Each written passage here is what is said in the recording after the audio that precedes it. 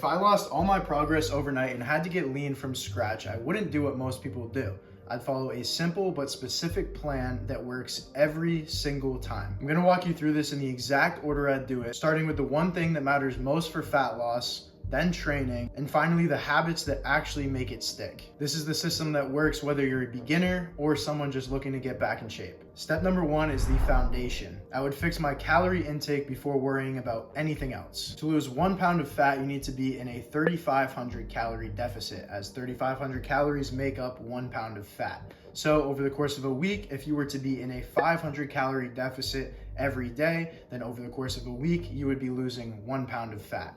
However, for most people, a larger deficit is not sustainable. So what I would recommend is to start off with a very modest and small calorie deficit, something like 200 to 300 calories. The next factor that I would take into account is your protein intake, especially if you are looking to maintain lean muscle mass. I would suggest at a very minimum 0.8 grams per pound of body weight, anywhere up to 1.2 grams per pound of body weight in protein. The third factor that I would consider in terms of nutrition is whole foods. You want to increase your satiety levels so that you're not feeling hungry throughout the day. Now, yes, you can have these fun foods.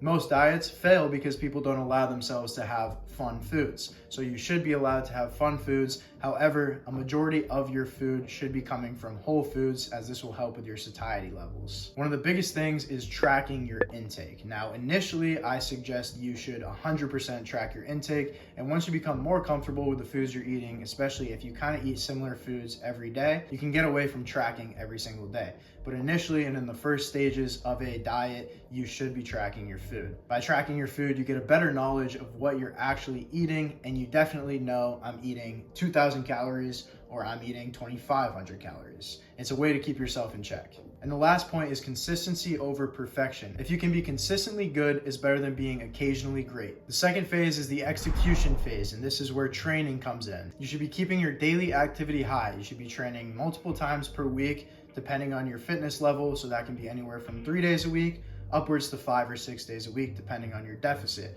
The later you get into a deficit, I would recommend maybe cutting your days back slightly. I recommend getting your steps in per day. I would start out with a minimum of 8,000 to 10,000 steps a day. And over the course of your diet, you can slowly increase these steps so that you don't have to reduce your calorie intake. Now, I wouldn't consider steps as a form of cardio. Things like cycling, running, these are different forms or ways in order to get yourself into a deeper deficit.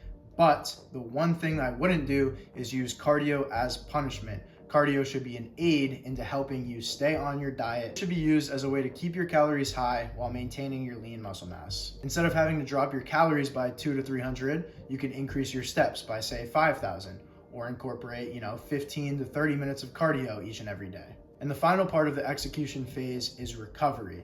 People sleep on recovery.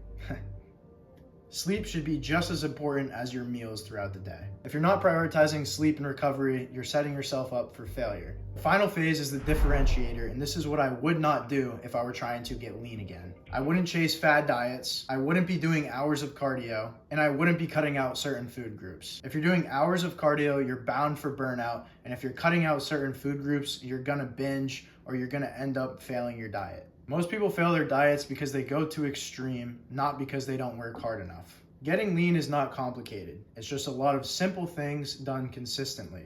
If you master the basics, you beat most people trying to lose fat.